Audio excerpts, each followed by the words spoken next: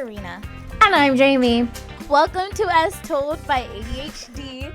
This podcast is the brainchild of two best friends with ADHD who share a passion for learning and a knack for finding the most fascinating tidbits of knowledge.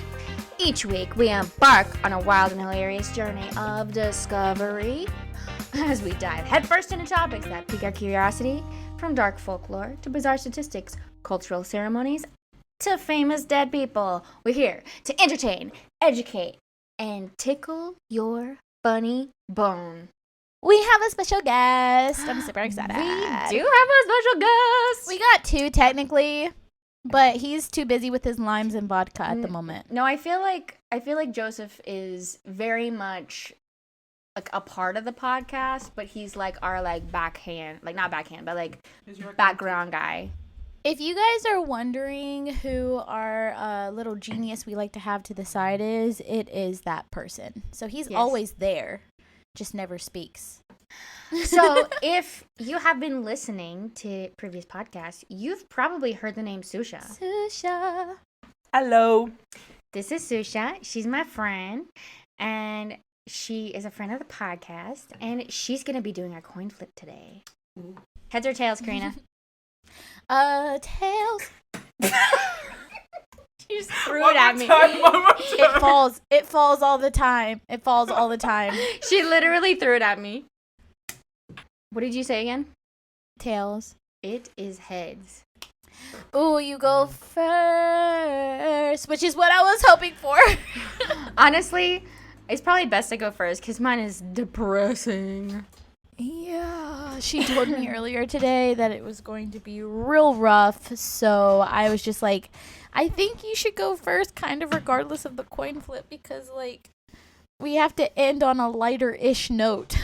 It's okay. I'm here to lighten the mood, just in case I get too depressing. Lighten the mood, please. She is here to lighten the mood. But also, she is going to be... We have her on this episode because my topic, which we didn't even say what, like, the general topic of this episode is. So this week on As Told by ADHD, we're doing infamous landmarks. And my infamous landmark is part of Eastern Europe. And that is where our good friend Ksusha is from. She's from Belarus, and she is our expert this week on my topic, and also Belarus. Okay.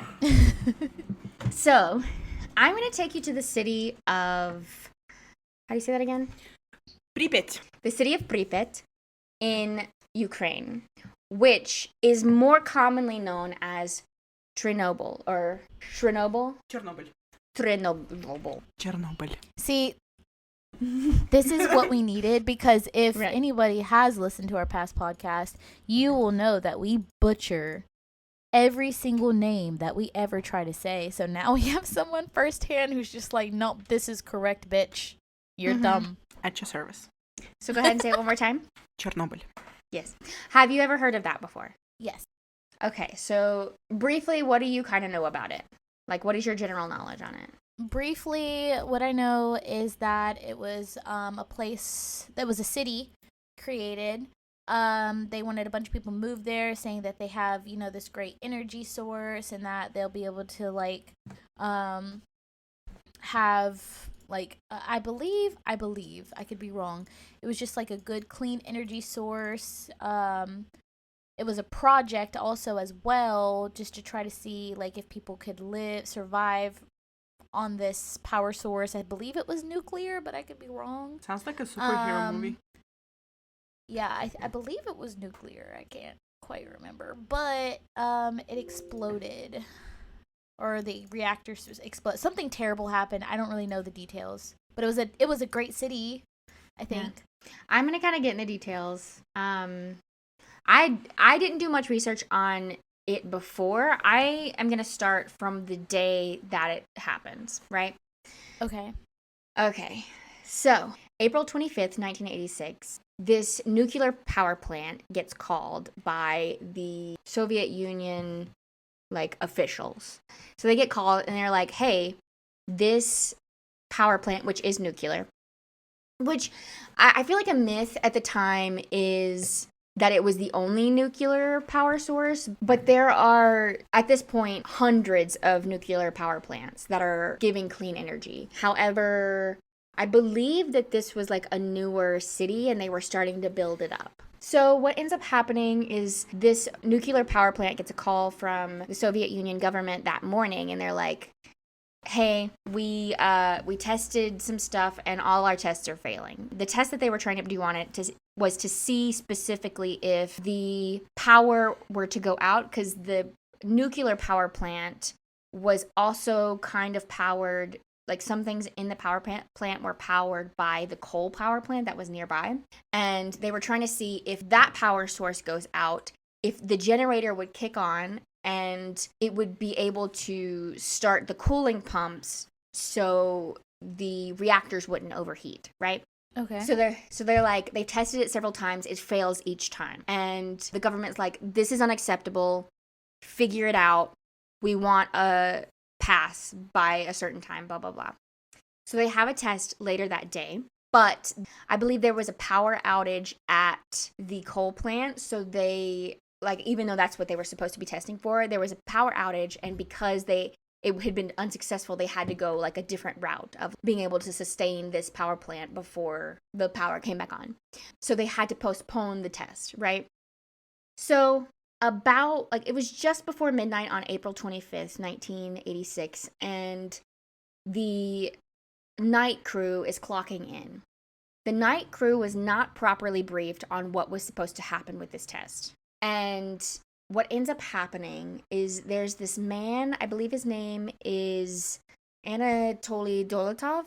Dyatlov. I'm a professional Russian. Wait, you're Belarusian.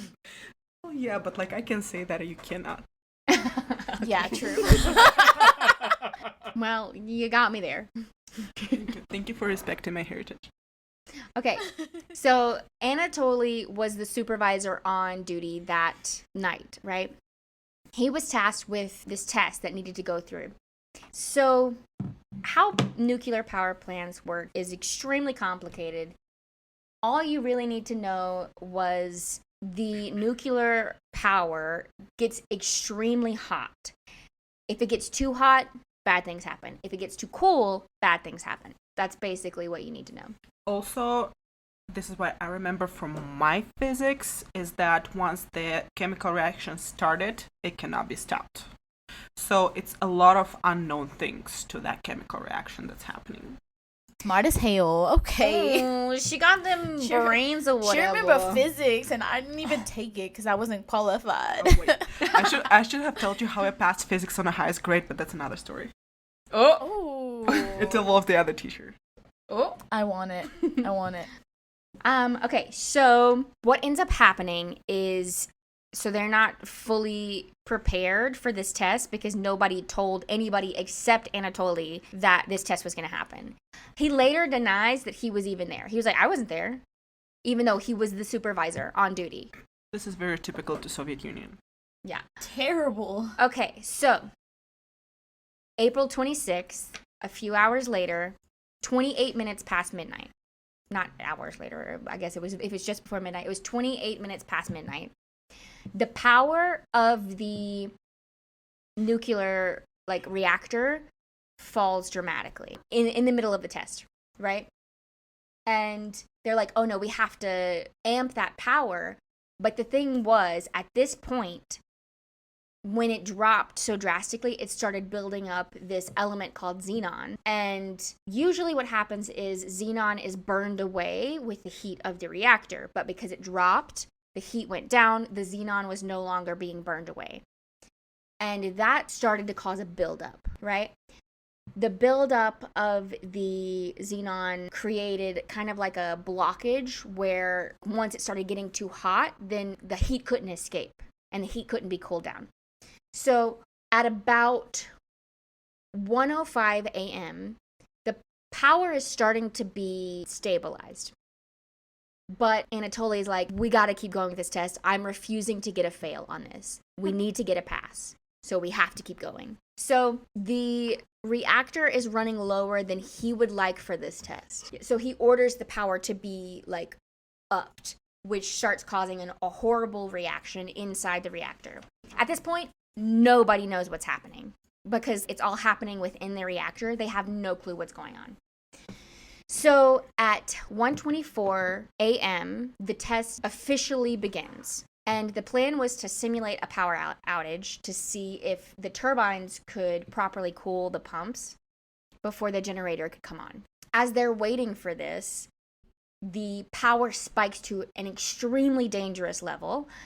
And somebody's like, oh no. Because like there were like several different rooms and the higher ups were in like kind of the computer room. But there was like another room with like these rods that would drop and like it to stop chemical reactions. The person in that room hits the scram button, which the scram button at that time, it's also known as the AZ5 button, which is like an emergency switch off. What it's supposed to do is drop all the rods to stop chemical reactions. The problem was this particular power plant was not built with the correct rods. As the rods hit, immediately there's an explosion. It blows the top off, and the steel lid is over 10,000 tons. So like a bunch of elephants. Just imagine like a whole horde. The amount of pressure. Right. It explodes off. I'm assuming it didn't really say much about the people who were in that room, but I don't think anybody survived. Yeah, they were like instantly like gone. Like literally no remains. Right. Completely deteriorated. It forces a hole through the roof at like ungodly speeds, right? And soon after that first explosion, there's another explosion within the same reactor. At this point, people in like the higher ups room they had no clue what was going on. They just saw like the levels weird on the computers, but they're like, what's going on? So they send someone to go check, right? And I don't know who calls the fire department, but the fire department arrives at 1:55 a.m. And while they're like arriving, the person who goes to check, they're like, where is this reactor? And by the way, there's 4 reactors on this site. Reactor 4 is what exploded. What? I was showing. She's making sure that I'm doing. Are you? Oh, you're reading it. I'm fucking fact checking you. So there's 4 reactors at this point. The 4th reactor has exploded. At this point, higher ups have no clue what's going on. So they send someone down to like see what's going on, and the guy's like, the reactor's just gone. Like, it's no longer there. There was an explosion. So he goes back and he's like, hey, it's gone. I can't do anything. And Anatoly was like, no, you're wrong. Go back and fix it. So he tries to go back and he's like, what do? I don't know what to do. And then he comes back and he's like, dude, for real, it's like, it's gone. Like, we can't fix it. It's like literally gone. Anatoly's still like fully ignoring everything, but he starts to make some calls. They turn the 3rd reactor off. So in case, like, because they know there's a fire. So in case the fire spreads to the 3rd reactor, it won't explode. Because they've turned it off and blah, blah, blah. I don't really know how that works. I'm not a physicist at all or a chemist or anything. So about the 3rd hour after the explosion, the firefighters are fighting this fire. And the firefighters were not told how severe this was. They were not told what was going on. Because at this point, not many people knew what radiation was.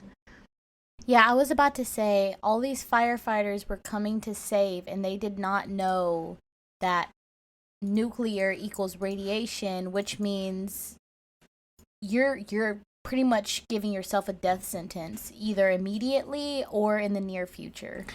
You know, like, my 10 cents into that, and it's go pure hatred for Soviet Union, okay? Like, sorry.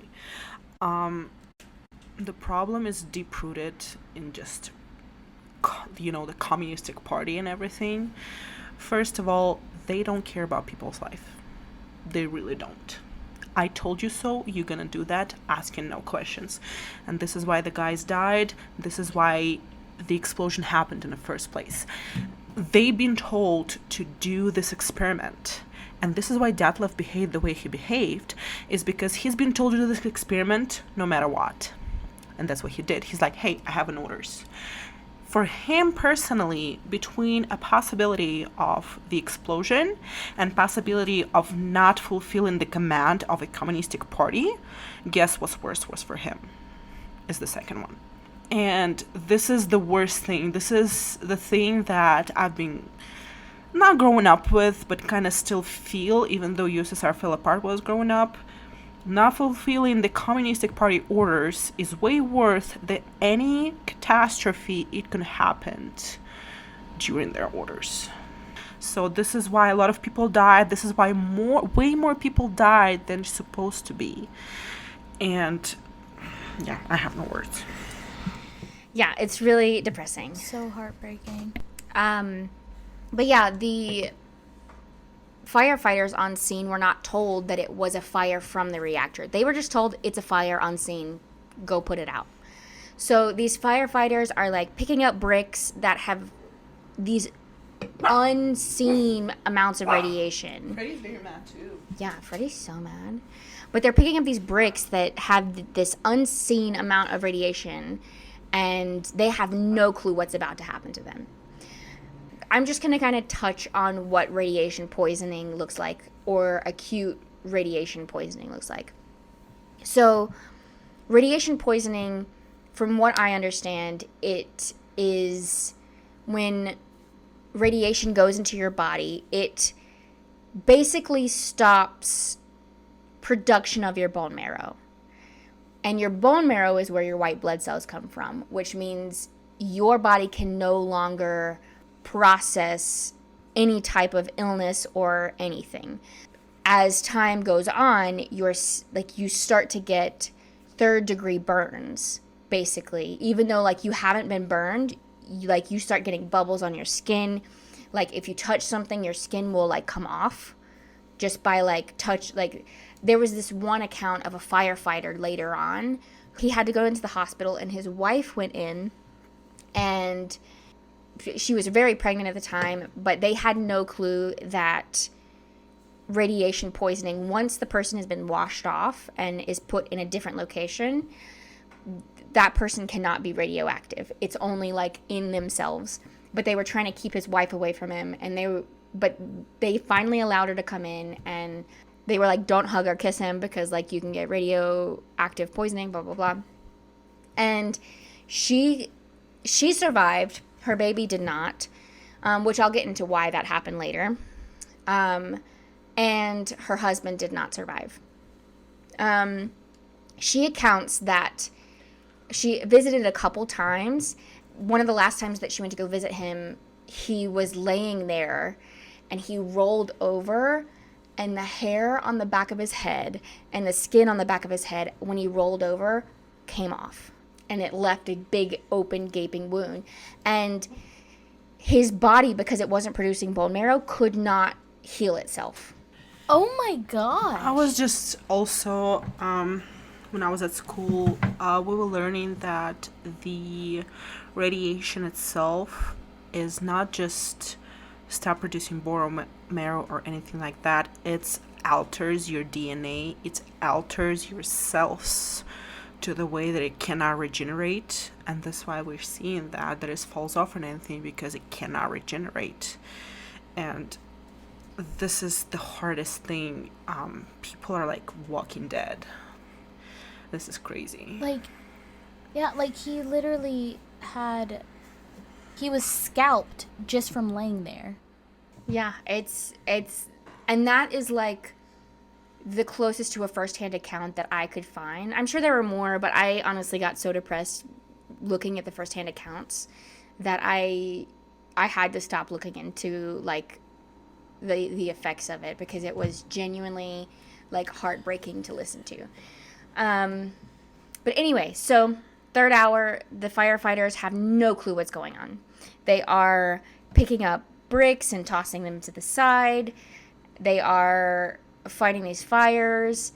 I believe the fourth reactor is fully on fire at the 4th hour. This is when the third reactor is fully shut down to prevent the other explosion. The first and second reactor are still going because they're still wanting to keep power for the city. And this is like past midnight. This is while everybody's sleeping. The 5th hour, a meeting is held with officials and experts. And they ask Anatoly about the radiation and the effects. And he literally is like, you don't have to worry about it. It's not that bad. Like, don't worry about it. And then soon after, he throws up from radiation poisoning. It is decided in that meeting, because of Anatoly's account and expertise, in quotation marks, they decide not to evacuate the city. They instead decided to block all the phones and cut the phone lines so nobody can call out and tell anybody what's happening outside of the Soviet Union. Are you serious? I'm just gonna insert real quick, just a small thing. It's not more that nobody detects it outside of Soviet Union than more that nobody detects it inside of Soviet Union. Okay. You know, for example, like Ukrainian Belarusians, they have a lot of relatives, you know, because it's close to our border. And I know Jamie didn't watch the HBO TV series on purpose, but I did. And it was an episode, in the episode, it was the way they cut power to the phone lines is just they deliberately cut off the power line. And one of the like Communistic Party head of the Communistic Party of Ukraine, or whatever in charge guy it was there, he said, I know what to do. We're just gonna cut the power lines and not tell anybody. And everybody started clapping. And I'm sitting to myself and I'm like, this is the most communistic thing you can do. Conceal, don't feel.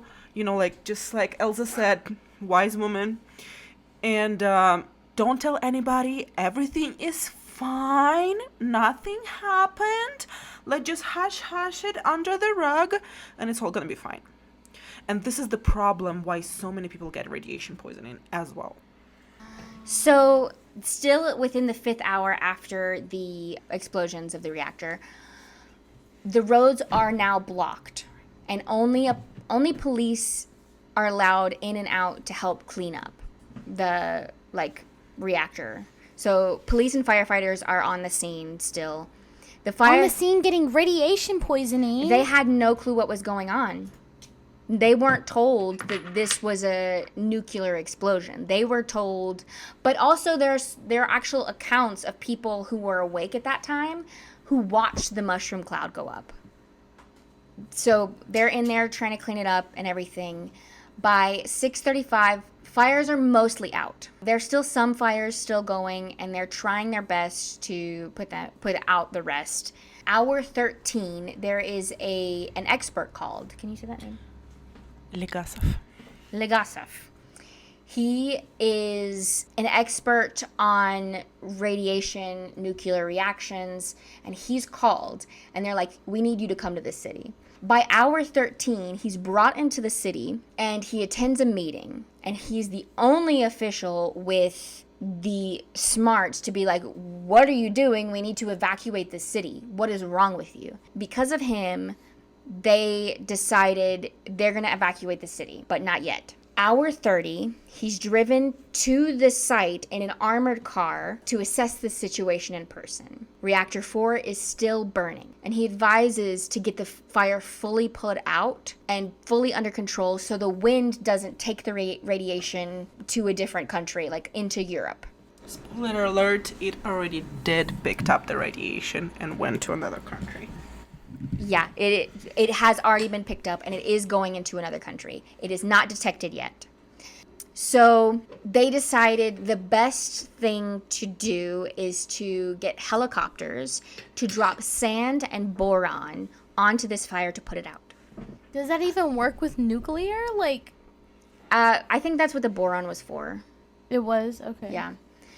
So hour 33, Moscow is contacted and told the city needs to evacuate, that they need to bring the military in, and the military is going to drop these bags of sand onto this fire. Hour 36, military helicopters start dropping the sand and boron. However, one helicopter hits I don't know if it was a power line or if it was like just a cable, but the blade hits the cable, plane goes down, everybody on board dies. Which honestly, if I was a first responder, I would rather go out that way than the way the rest of the people died, because it was months, sometimes even years of agonizing radiation poisoning, and there was nothing they could do.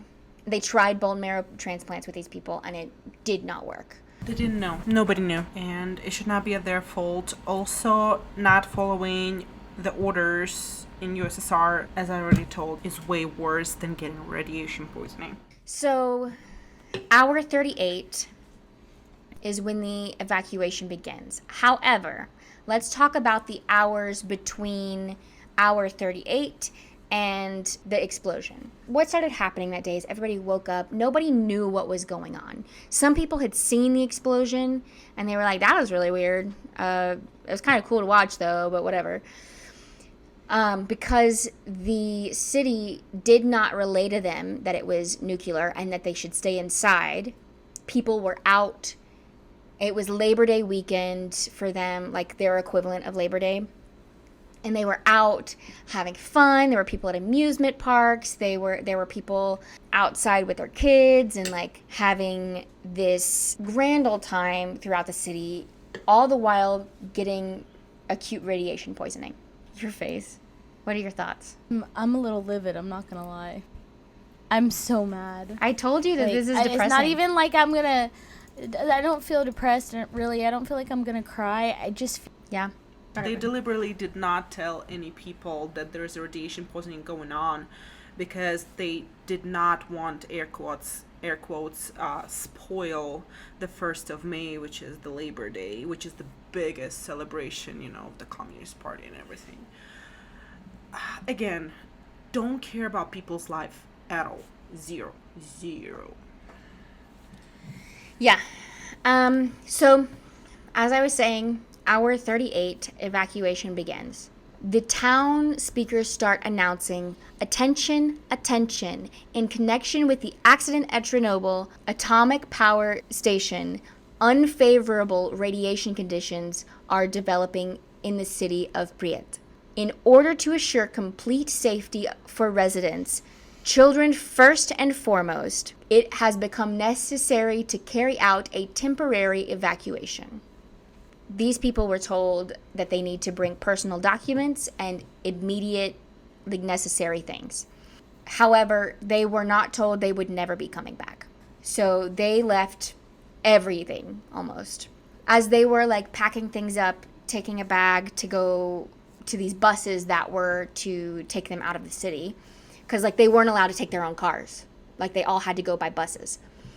Another announcement comes on and says, comrades, on leaving your dwellings, please do not forget to close windows, switch off electrical and gas appliances, and turn off water taps.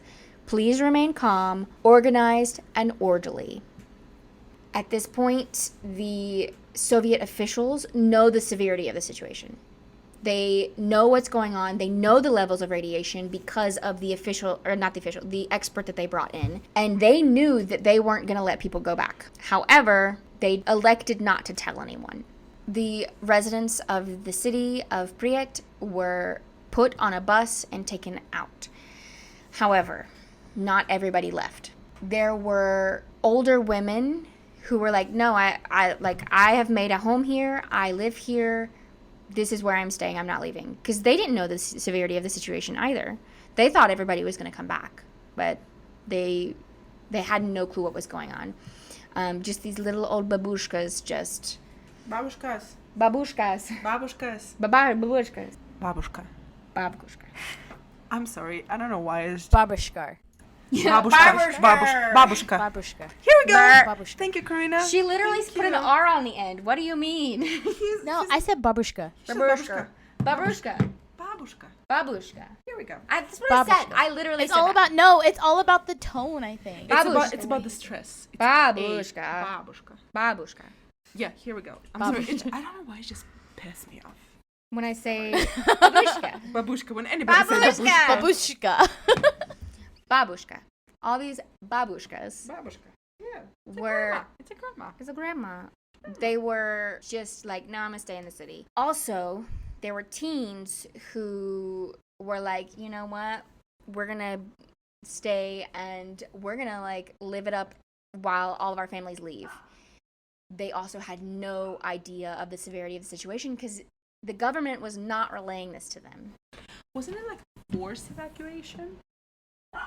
Well, I mean, yes, it was a forced evacuation, but the teens hid and they were like, no. Oh. And then there, like, specifically, there were like dozens of like older women who were like, no, I'm not leaving. You can't make me. And they were like, well, we don't know what to do. And they didn't like carry them out because, like, I don't know. But by hour 46, 116,000 people had been evacuated and 1,200 people had been left behind. Mostly it was babushkas. Babushki. Babushki. Babushki. Babushki. Plural. Babushki. Babushki. Babushki. Karena is way better in this. You are so mean. I am mean. It was mostly these old women who were like, no, we're not leaving. By hour 52, Sweden detects radiation and traces it back to the Soviet Union. And they're like, excuse me, were you not going to tell us about this? And at this point, Soviet Union is like, I don't know what you're talking about. I don't know. Fake news. Basically. And then Sweden's like, fuck that noise, we're telling everybody. So Sweden kind of relays this information. It becomes worldwide knowledge. And at this point, Soviet Union is still denying it. They're like, that sounds really weird. It doesn't sound like something we would do, so. Actually, yeah, you sound like a Soviet Union. Oh my god. Because they are denying it so heavily, the US gets satellite pictures of Chernobyl, and they're like, there's clearly an explosion. What do you want to say about that? Fake news. And worldwide panic sets in. Like, everybody around the world is freaking out because... For you guys, America is so big. It seems like Europe is big too. But Europe is the size of America, you know? Whatever happens to Soviet Union can backfire in freaking Spain, which for you is East Coast and West Coast, basically. So Europe is really legit freaking out because this can affect them as well if Soviet Union will not get it under control. And at this point, Soviet Union is denying everything. So that's a big deal. And the thing about that is, it wasn't just Europe freaking out. It was also the US, but not specifically because of the radiation from this specific incident. They're like, oh no, any of these hundreds of nuclear power plants can explode and we can all be fucked, right? By hour 58, experts start freaking out about the facility because there's water in the facility, kind of like the water from the water tanks that were supposed to cool the system. There's just water everywhere. And I'm not 100% sure how this works. Maybe one of you know better than I do. But with the certain chemicals that are involved in like nuclear power plants, water can cause another explosion. So they're freaking out thinking, oh my God, we have to get this water out. What do we do? Or it's going to cause another explosion and then any of the other three can explode. So they decide to send in at hour 60 technically the Ukrainian suicide squad. And they elected to go in and drain this water because A, they knew the facility forwards and backwards. B, they were briefly trained on how to like basically kind of scuba dive into here. And they knew at this point, because this point, all the information's getting out and the public kind of knows the severity of the situation at this point. These people elect to go in and drain that water, and they know we're not going to make it out of here. So they're called the Suicide Squad. They end up succeeding, getting all of the water out, and miraculously survive. Like, years later, they survive. I was about to say survive how? Like they fully survive. They fully survive. Alive. I'm assuming they're still alive. I was about to say, did they have cancer? Did they have like, you know? I have no clue. I didn't do much Wow. research into them. Do you want to research it? Wow. But yeah, so that was hour 60. They send the suicide squad in. They're successful. Hour 66, Soviets are worried that the core is going to melt the concrete and contaminate the water.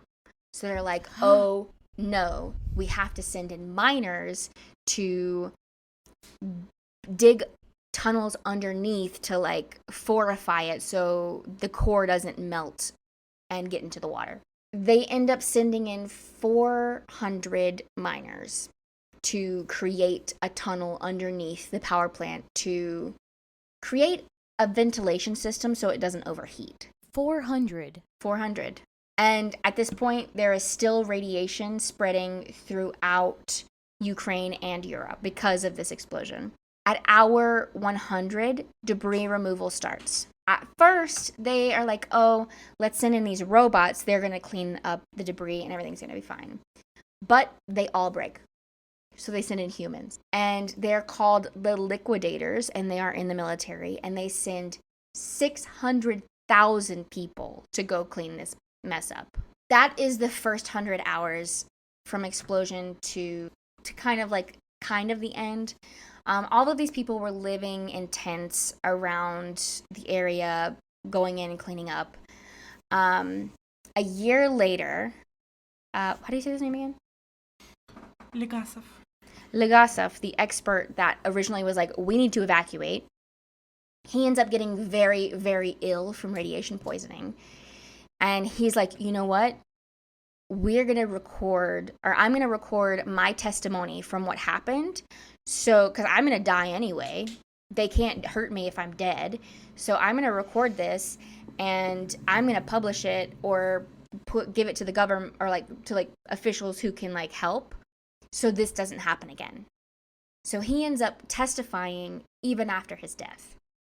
I do have information about the 3 divers. The one that we were talking about. The 3 divers, Yep. The Suicide Squad. Yep. I'm reading about them. So Boris Baranov has died from the heart attack in 2005, which is almost 20 years after. And Valery Bespalov, I think he might be still alive, because he said that he just retired in 2008. And Alexei Ananenko, yep. I mean, this article been wrote a while ago, but they were still alive. So they did get radiation, but they're still alive. Yeah. That's so interesting though, because they literally dove and heavily radiated water. Okay, as from my point of view and just my personal feeling is that most of radiation went up into the atmosphere with that explosion, with that fire, because the fire is also everything goes up and all that, debris and all that stuff. Yeah, because heat does travel up, which does that does make a lot of sense. But I also knew that they had that cooling system, so it's just what was the sequence of the explosion? Where did all this chemical go? Yeah. Right? Where are chemicals, not chemical? Where did all We're these gonna get to the chemicals conspiracy theory later. I actually Okay. don't. I didn't write any conspiracy theories because I was so I'm- upset. I'll let I am her talk here about for it. the conspiracy theories. So I'm gonna end this off and I'm gonna pass it off to Ksusha. In total, 237 people suffered with acute radiation sickness, and 31 of those people died. Almost, in my opinion, the most horrific death you can have, because it's not even it's not a quick death. It is agonizing, slow. and it is so slow. And there was 4,000 deaths from cancer years to follow, and several more, or more than several more people who had cancer that did survive, but that's a hell of a lot of people. So I'm going to pass it off to Ksusha, and she's going to give you some conspiracy theories. I just want to add some things to what Jamie said. She has said everything pretty good. The one conspiracy theory that I have read reading the book, like about Belarus and everything, that we were talking about the chemical reaction, and we were talking about that all that nuclear chemicals, they got just sucked up in the air, up in the clouds, right?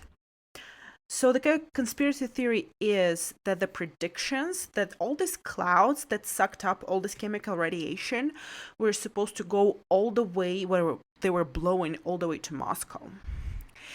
And then the Moscow knew that it's gonna rain down the hellfire right above the freaking Krasnaya Ploshchad, like the Red Square. So the conspiracy theory is that they have sent some military air force to bombard that clouds. So they're raining down not above Moscow, but somewhere before that. And guess what's before that? It's Belarus. So the conspiracy theory is that they bombarded the clouds in order to get all that nuclear waste and all that nuclear radiation, not on Moscow, not on the head of your Communist Party, which is the most important people of the Soviet Union, most important out of all equals, like we're all equal, but somewhere it's a little bit more important. And we do have, this is the personal experience, for example, my family, which is like my cousins, grandpas, and all that stuff. I personally encountered uncle, grandpa, aunt, and cousin, uncle, so like 4 cancer cases, just my family.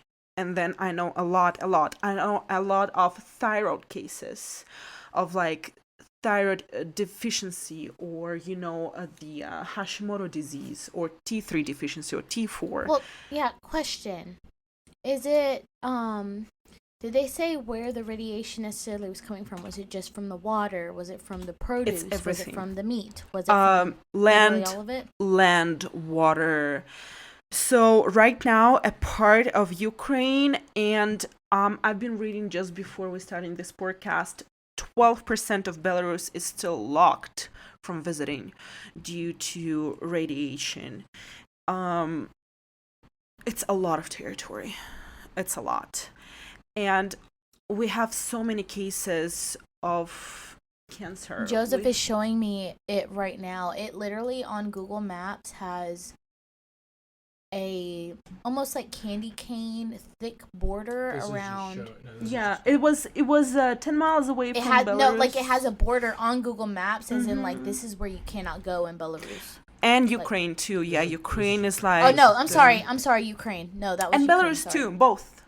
Yeah. Both. There is still a zone where you cannot go.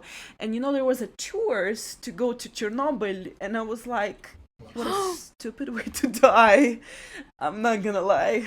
Yeah, they have very strict, specific tour lines where you can follow in Chernobyl. I saw that when I was looking up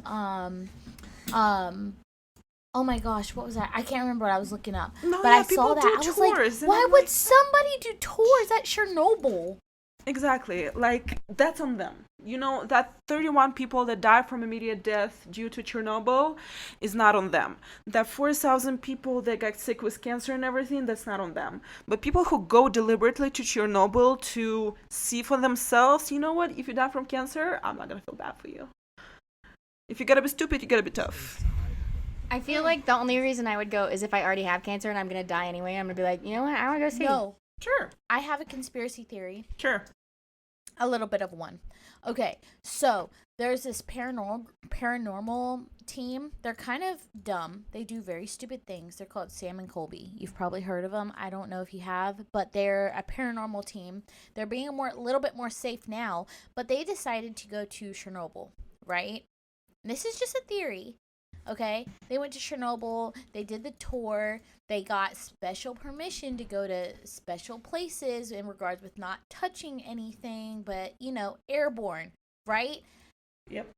A year later, one is diagnosed with cancer. Yep. And he just went into remission, which is great, but he got diagnosed with cancer after visiting Chernobyl. Remember when Jamie was telling about the bone marrow and stuff producing and everything? I've been telling about nobody knows what does radiation do to you. And it might alter your DNA, it might alter your cells, and the way cancer works is alter your cells. All might be connected.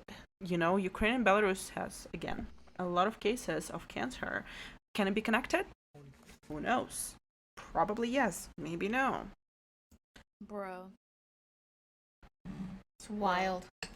Yeah, if you ever talk about hatred to Soviet Union, please, I would like to be a guest on your podcast as well. Gladly.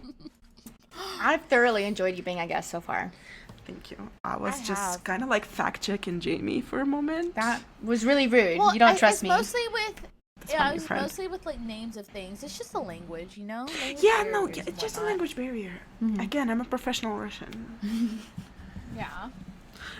Yeah. Actually, remember, Joseph I is was trying to smiling. talk with a Russian accent and I really couldn't.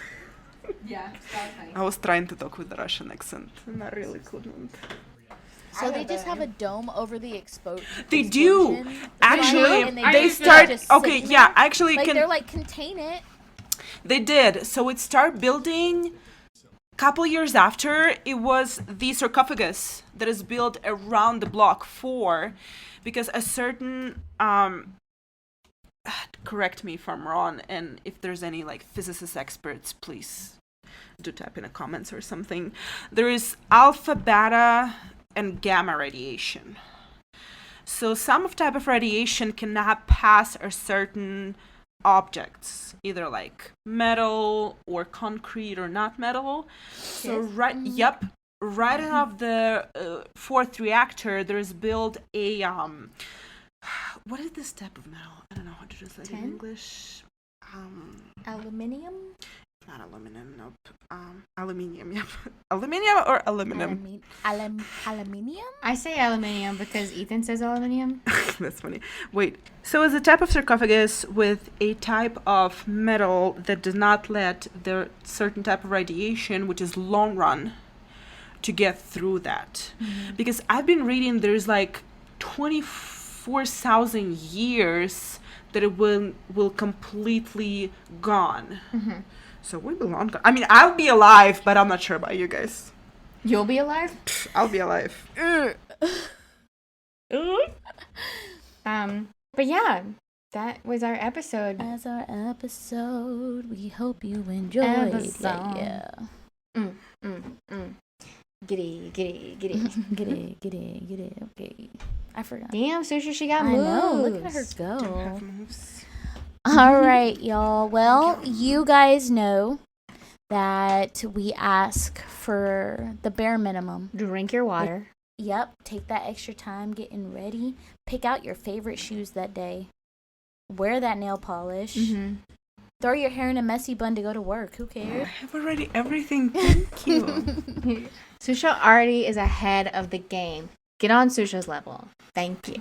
Thank you very Not much. everybody can be on that level, but thank you. And Well, I hope you have a fabulous yes, week. I agree. Until next time, my friends.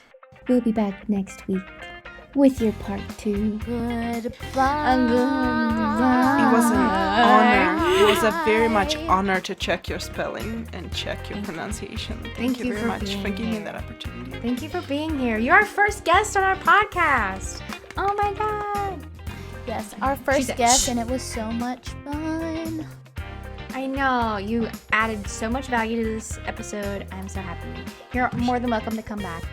Thank you. I will. I definitely will. Just I have a bring kiss from her all the apartment. cookies. I definitely will. And bring all the cookies. Correct. So, a goodbye. Goodbye.